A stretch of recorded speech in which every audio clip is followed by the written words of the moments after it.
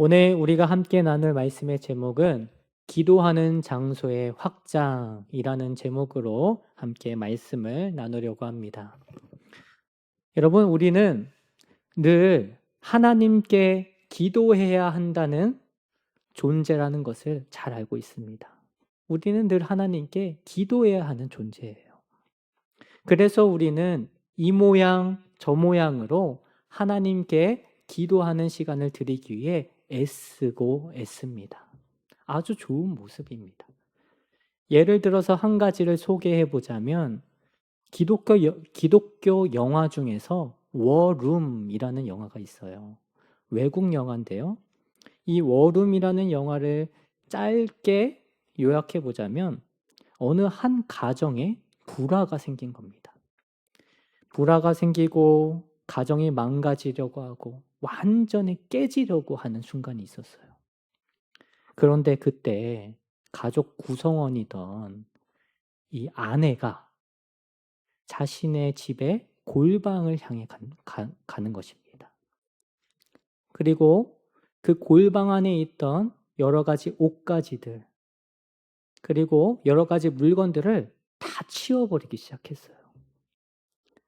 그리고 그 골방을 깨끗이 한 뒤에 그 골방 안에 들어가서 그 골방 안의 벽에다가 자신이 기도해야 될 제목들을 쓰기 시작했어요. 특히나 어떤 기도를 했을까요? 자신의 가정의 회복을 위해서 기도했겠죠. 그런 기도 제목을 쭉 적어서 자신의 그 골방 벽면에다가 그 기도 제목을 쭉 붙여놓고 매일매일 기도하기 시작했어요. 그렇게 기도하던 중에 시간이 지나서 이 가정의 불화를 가져오던 존재, 남의 편이라고 불리는 우리 남편이 그 골방을 발견하게 된 거예요.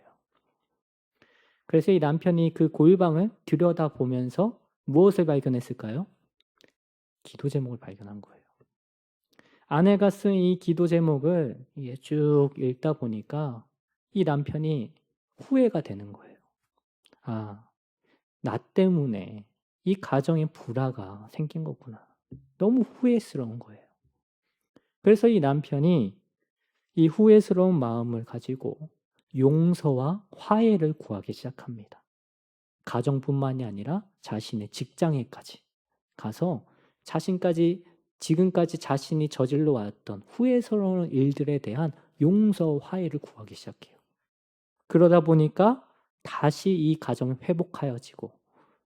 회복되어지고 아름다운 가정과 삶이 다시 만들어져가는 내용이 바로 이 워룸이라는 영화의 요약이라고 할 수 있습니다.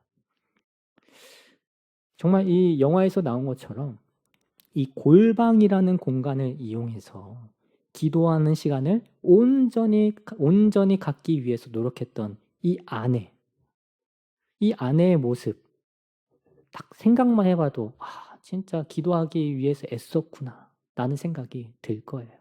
그리고 이 기도하기 위해서 애쓰는 모습을 보였다는 거, 우리도 정말 칭찬하고 정말 귀한 모습이다 라고 생각할 수 있습니다. 오늘 본문 말씀에서도 골방에 대한 이야기가 나오잖아요.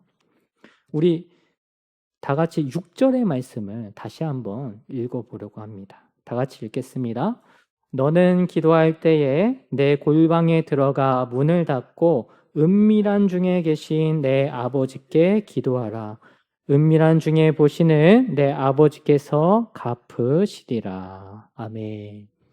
이 말씀과 같이 너는 기도할 때에 내 골방에 들어가 문을 닫고 라고 나와 있어요. 이렇게 말씀하고 계십니다.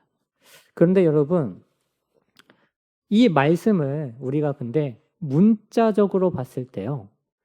그럼 우리도 우리만의 어떤 골방을 만들어야 되나? 이런 좀 강력한 느낌이 들기 시작합니다. 방금 소개해드린 이 워룸이라는 영화에서처럼 우리만의 어떤 특정한 장소를 정해서 우리만의 어떤 골방을 만들어야 되는 거 아닌가? 라는 생각이 많이 드실 거예요. 그러나 이 오늘 말씀에 나오는 이 골방에서 기도하라는 의미는요, 특정 장소의 개념을 넘는 거예요. 어느 곳이나 내가 세상의 문을 닫고 하나님과 대화할 수 있는 골방을 만들어야 된다라는 것을 가르쳐 주는 거예요. 이해가 되시나요? 특정 장소가 아니라 세상의 문을 닫으라는 거예요. 그리고 하나님과 대화할 수 있는, 집중할 수 있는 시간을 만들어내야 된다라는 것을 가르쳐 준다라는 것이죠. 세상의 문을 닫고 언제든지 나의 골방을 만들어낼 수 있을 때 모든 순간 하나님과 계속 친밀해져 가는, 하나님과의 대화를 계속 이어나갈 수 있는 시간이 마련되어진다라는 것을 가르쳐 준다라는 거예요. 그렇잖아요. 우리가 어떤 특정 장소만 딱 마련해 놓으면 아마 그 장소에 가기 전까지 기도할 마음이 안 들 수도 있잖아요. 그러나 하나님은 우리에게 무엇을 원하시고 계실까요? 언제나 어디서나 우리와 친밀하게 대화하기를 원하시고 계신다는 거예요. 세상과 차단하고 세상의 문을 닫고 하나님과 대화하는 시간. 주님께서 그 대화의 시간을 원하신다라는 것이죠. 그래서 오늘 말씀의 제목과 같이 우리에게 필요한 건 무엇일까요? 기도하는 장소의 확장이 필요한 거예요. 제한적인 공간을 넘어서 확장할 필요가 있다라는 것이죠. 하나님과 삶의 곳곳에서 하나님과 대화하기 위해서 이 기도하는 장소의 확장이 필요한데요. 근데 더 중요한 이유도 한 가지 더 있습니다. 그게 무엇이냐면 이 특정 장소만 우리의 기도의 장소가 된다고 했을 때 문제가 생겨버리거든요. 또 어떤 문제가 생기냐? 여러분, 우리가 제 옆에 여기가 특정한 기도의 장소라고 한번 여겨볼게요. 여기가 기도의 장소인데 이 공간이 어느 날 사라졌다고 생각해 보겠습니다. 무슨 문제가 일어날까요? 내가 지금 기도해야 되는데 기도할 장소가 없네. 내가 어디 가서 지금 기도해야 되나? 라는 불안감이 생긴다는 거예요. 뿐만이 아니죠. 내가 이 공간이 없어졌으니까 또 다른 공간을 또 마련해야 되는데 어떻게 그 기도의 공간을 또 꾸밀 수 있을까? 어떻게 만들어야 될까? 라는 생각으로 지금 당장은 어렵겠다. 라는 생각으로 기도를 미루게 될 때도 있다는 거예요. 또 한 가지는 이 기도의 장소가 사라져 버리니까 기도할 마음 역시도 식어져 버릴 수 있다라는 것이죠. 그러니까 특정 장소에 기도의 자리를 만들어 놓는다.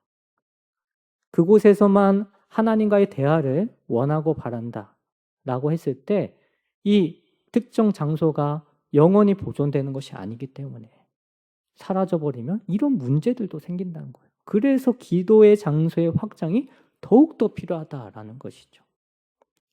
제가 다니던 이 신학교에서 어느 한 교수님이 수업 시간에 이런 말씀하신 적이 있으세요. 교수님께서 저희 신학대학교, 제가 다니던 신학대학교 교가를 얘기하시면서 교가에 문제가 있다라고 하셨거든요. 저희 교가의 맨 마지막 부분을 보면은 이런 가사가 있습니다. 대전신학대학교 영원하리라 라는 가사가 있어요. 근데 이 영원하리라 라는 가사를 신학교에서 왜 써야 되는 건지 모르겠다고 하시는 거예요. 여전히 의문이고 사용하면 안 될 것 같다고 교수님이 말씀하시는 거예요. 그게 무슨 의미죠? 아무리 신학교라고 할지라도 학교에 이름이 걸린 건물이나 장소는 영원할 것이라는 생각에서 벗어나야 된다는 지적인 거예요. 그러니까 어떠한 장소도 영원하지 않아요. 있다가도 없어지는 거예요. 교수님 말씀처럼 우리가 살아가는 어떠한 공간이 영원할 것처럼 생각하고 너무 특별하게 여기다가요, 그 공간이 사라져버리면 우리의 마음에 허무함이 생기기도 하고요. 또 그 공간에 대한 그리움 때문에 다시 의미 있는 무언가를 쌓으려고 하고 싶어도 부담을 느끼고 힘들어해서 다시 그 일들을 해내지 못할 때가 있다는 거예요. 우리가 이 특정 공간에 기도를 이만큼 쌓아놨었는데 이게 사라져버렸네. 다시 쌓으려고 하는데 부담이 되네. 이런 마음들이 생길 수 있다는 것이죠. 그렇기 때문에 여러분, 기도를 쌓는다는 것을 우리의 매 순간 어느 곳에서나 쌓을 수 있도록 기도하는 장소의 확장이 필요하다는 것을 분명히 기억하셔야 됩니다. 물론 오늘 말씀의 5절의 말씀처럼 아주 위선적이고 종교적이고 정말 외식적인 그런 보이는 기도를 삼가라는 말씀처럼 우리가 막 길거리 걸어 다니면서 막 통성기도 하고 방언기도 하고 이러라는 것은 아닙니다. 이러라는 것이 아니라 우리가 할 수 있는 장소들을 많이 마련해 놔야 된다는 거예요. 우리가 기도에 집중할 수 있는 장소들을 우리 삶의 곳곳에 마련해 놔야 된다는 거예요. 어떤 장소들이 있을까요? 우리 직장 다니시는 분들은 잠시 텅 빈 시간에 사람들이 없는 시간에 기도할 수 있는 휴게실이 있을 수도 있어요. 휴게실에 자꾸 사람들이 들락날락 거린다 하면 잠깐 회사 계단에 가서 기도를 할 수도 있는 거고요. 뿐만이 아니라 자동차 안에 가서도 할 수 있고요. 이렇듯 삶의 자리 곳곳에, 내가 자주 가는 곳곳에 내가 언제든지 세상의 마음을 잠깐 닫아놓고 기도할 수 있는 장소에 가서, 나의 골방에 가서 기도할 수 있는 그런 기도의 장소를 확장해 놔야 된다라는 거예요. 기도의 장소를 확장해 놓으면 우리가 언제든지 하나님과 대화할 수 있는 장소가 늘어나니까, 언제든지 하나님께 묻고 싶은 거 묻고 싶을 때, 하나님께 구하고 싶은 거 구하고 싶을 때 언제든지 그 장소에 가서 기도할 수 있다는 거예요. 계속 세상에 살아가면서 끙끙대다가 특정 장소에 갈 때까지 끙끙대다가 일상생활 맞춰놓고 겨우 특정 장소에 나와서 기도 안 해도 된다는 거예요. 우리가 살아가는 어느 곳이나 기도할 수 있는 장소가 될 수 있다라는 것을 기억하시길 바랍니다. 그런데 이 기도하는 장소의 확장을 이뤄내면서 우리가 또 한 가지 해야 될 것은 있습니다. 그것은 바로 내가 온전히 주님과의 대화에 집중할 수 있는 상태가 되어야 된다는 거예요. 근데 이게 가장 힘들어요, 사실. 장소는 사실 이렇게 찾아다니다 보면 구할 수 있거든요. 장소가 여기가 괜찮겠다, 저기도 괜찮겠다 할 수는 있어요. 그런데 내가 온전히 주님과의 대화에 집중할 수 있는 상태를 만들어내는 게 쉽지 않습니다. 내가 기도 장소를 마련했는데 그 기도의 장소에 가서 내가 기도의 시간이 좀 충분하지 않은 것 같아. 이렇게 시간의 압박을 느끼기도 하죠. 일을 하다 보면. 또는 자꾸 이 사람들과 잠깐 멀어졌을 때 사람들이 또 나를 어떻게 생각할까? 이런 여러 가지 생각들 때문에 이 기도할 마음이 잘 잡히지 않는다는 거예요. 그렇기 때문에 우리가 이 훈련을 잘해야 돼요. 세상의 환경과 세상이 주는 상황으로부터 문을 닫는 훈련. 그리고 주님께 온전히 집중하며 주님과의 대화에 깊이 집중하기 위하여서 내 마음을 온전히 하나님께 돌리는 훈련. 이 훈련이 필요하다라는 거예요. 이 훈련이 굉장히 매우 어렵더라고요. 저도 해보니까 쉽지 않더라고요. 하지만 이 훈련이 잘 되어 있는 상태로 우리가 어느 곳에서든지 기도하기 시작할 때요, 우리는 세상의 모든 문제 앞에서 때마다 지체하지 않고 주님을 찾는 자들이 될 수 있어요. 그리고 기도 가운데 주님을 느낄 때마다 세상의 문제에 가려져 있던 주님이 주시는 평안을 찾을 수 있다는 거예요. 그리스도인만이 가진 강점을 내가 가질 수 있는 것이죠. 그렇기 때문에 우리는 기도하는 장소의 확장, 그리고 기도하는 상태를 만들어내는 것, 이것들을 위해서 꾸준히 노력해야 한다라는 것입니다. 기독교 서적 중에 유명한 책이 한 권 있거든요. 사귐의 기도라는 책이 있어요. 사귐의 기도. 그 사귐의 기도라는 책을 보니까요, 이 책에서 이러한 훈련을 달팽이 기도실이라고 비유를 하더라고요. 달팽이 기도실. 여러분, 달팽이는 등에 무엇을 지고 다닙니까? 집을 지고 다닙니다. 그렇기 때문에 언제 어디서나 이제 집을 들어가고 싶으면 언제 어디서나 그 집으로 쑥 하고 들어갈 수가 있어요. 그 집 안에서 쉬기도 하다가 또 뭐 비가 오면은 또 나와서 또 이렇게 돌아다니고 하는 게 달팽이잖아요. 이 달팽이 집과 같이 우리도 역시 달팽이 기도실을 만들어 보라는 거예요. 어느 상황에서든지 기도하고 싶으면 이 달팽이처럼 나의 기도실로, 나의 골방으로 들어가 보라 라고 가르쳐 줍니다. 이 책에서도 예시로 이런 예시를 들더라고요. 지하철에서 오랜 시간 보내지 않느냐.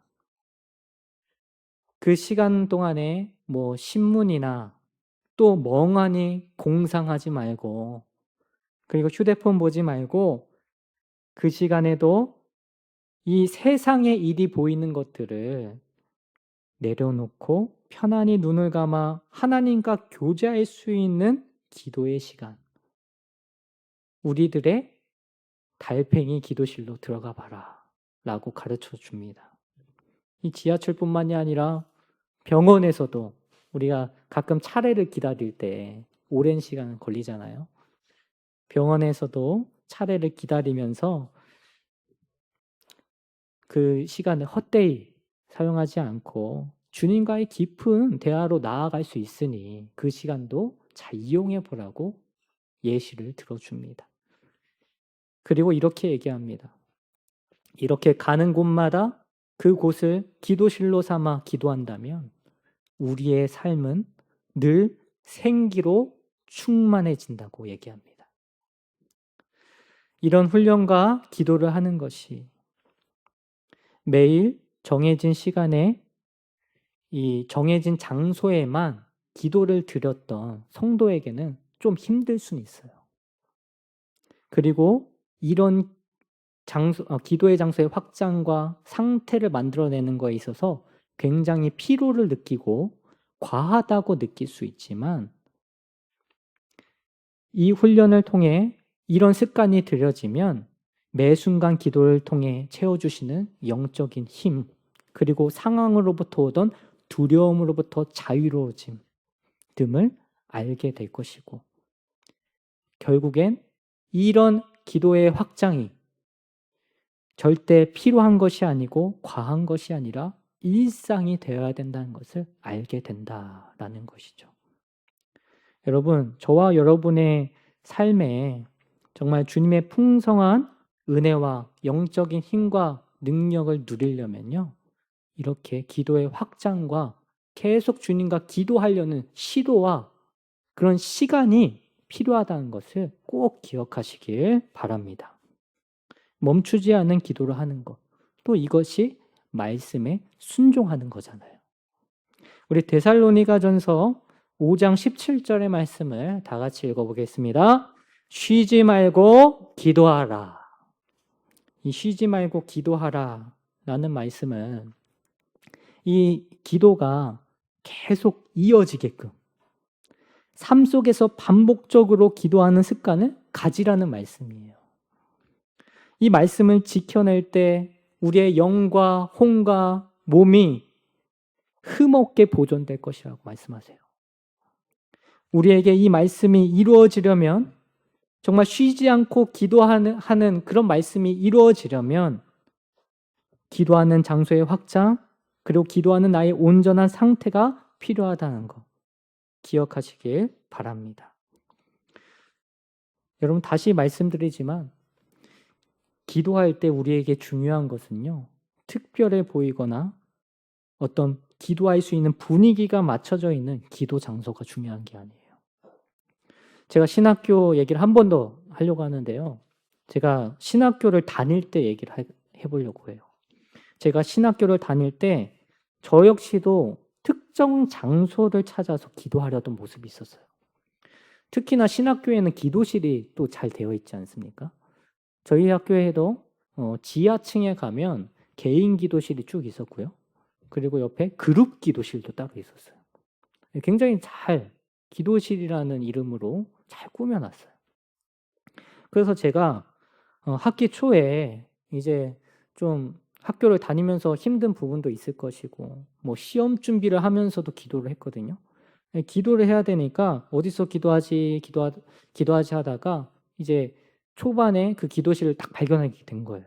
학교를 막 이렇게 돌아다니다가 여기서 이제 계속 기도하면서 내가 학업을 이어가야겠다 생각하고 기도실에서 기도를 자주 했어요. 자주 하는데, 그런데 이 한 학기에 중반쯤 됐을 때 이제 학우들이 힘들어 합니다. 저도 힘들어 했지만 이제 학우들이 점점 지쳐가는 거예요. 그래서 이 학우들이 이제 중간고사 전이나 중간고사 후에 잠깐 쉬려고 어디를 갈까요? 기도실을 가는 거예요. 기도실에 기도를 하러 가는 것이 아니라 이 기도실에 또 전기 판넬도 잘 해놨거든요. 뜨뜻하고 잠깐 누워있기 딱 좋거든요. 그러니까 이 학우들이 이 기도실에 잠깐 쉬러 가는 거예요. 근데 제가 그런 모습들을 볼 수가 있었어요. 왜냐하면 이게 기도실에 이제 문은 잠글 수 있었지만 요만한 창이 있었어요. 창으로 그 안을 볼 수 있었어요. 왜냐하면 사람이 그 안에서 또 무슨 일이 있을지 모르니까 확인하려고 요만한 창을 만들어 놓으니까 이 사람이 뭐 엎드려 자는지 기도를 하는지 뭐 이런 것들이 다 보이는 것이죠. 저도 그것을 보는 거예요. 제가 기도하러 내려갔는데 어떤 몇몇 학우들이 기도실에서 자고 있는 거예요. 자고 있으니까 제가 기도할 곳이 없더라고요. 그러면서 제 마음에는 뭐 쉴 수도 있지. 그래, 너무 힘드니까 쉴 수도 있지.